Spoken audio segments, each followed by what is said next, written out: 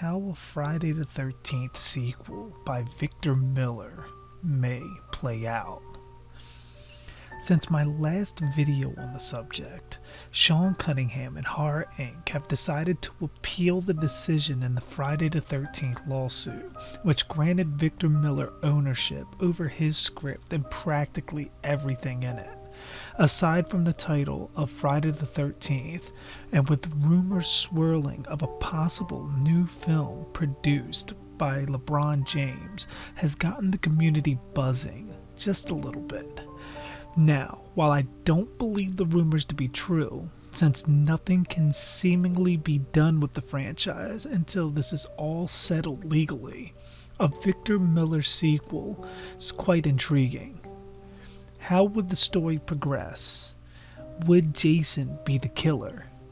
All these questions and more were going through my head.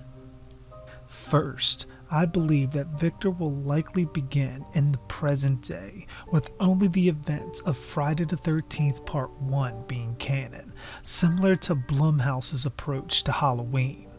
I think the story will be similar to the first film, where a new owner of Camp Crystal Lake will decide to reopen the camp and begin making repairs and setting up like Steve Christie was doing. Even having it where the new owner goes into town and we get the same superstitious rumblings about the camp being under a death curse and how anybody who steps foot on the grounds are doomed. Playing into the legend that Jason Voorhees is haunting the campgrounds since the death of Pamela. Of course, the owner shrugs it off as nonsense and carries on as the film progresses. The teenage counselors that were hired to help to get the camp into shape before reopening begin to disappear. The power is cut and the vehicles are disabled.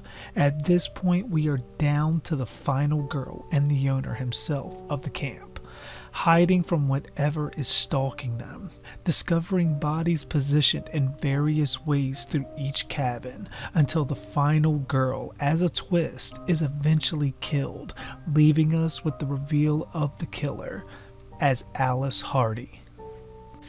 Mentally scarred from her encounter with Pamela in 1979 and believing Jason to have pulled her under the water, she now believes herself to be speaking to Jason, with him telling her to kill them all, even speaking to herself, very much the same way as Pamela did.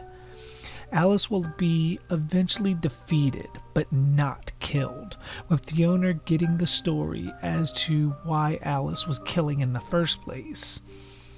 After she was pulled from the lake, she still had nightmares about the boy, Jason, a kid that drowned in 1957 whose body was never recovered, and was the sole reason for his mother Pamela to commit the Camp Blood murders. After that, she said that Jason spoke to her in her dreams, telling her to kill like his mother before her.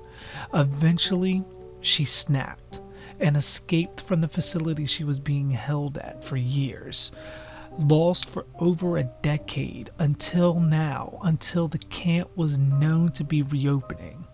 Now she will be sent back to that facility, this time under heavy surveillance and maximum security. As the owner soaks all of this information in and begins to leave, he notices a figure in the woods.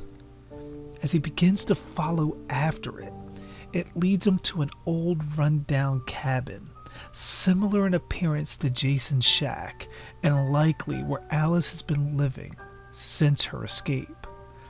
He notices dead animals to have been built up in one of the corners, some severely decayed, others freshly killed and partially eaten. As the owner bends down to examine the carcasses, a figure slowly walks up behind the owner with a machete in hand, and then the screen cuts to black, leaving nothing but the sound ch ch ch ch ha ha ha ha, ending the film. While it plays heavy on nostalgia for the first film, the ending does leave room for a supernatural Pamela Voorhees being brought back by the recent murders to haunt the campgrounds, finally bringing about the death curse Crazy Ralph spoke about all those years ago. I personally would love the film under Victor's rights to go this route and attempt to make Pamela a slasher legend, or possibly even stick with Alice, making her a slasher legend, since it's likely they cannot use the hockey mask appearance of Jason. But that's how I would think a Victor Miller sequel may play out. Do you like it? Or would you rather wait to get Jason again on screen after all the lawsuit is out of the way and Sean and Victor cut a deal?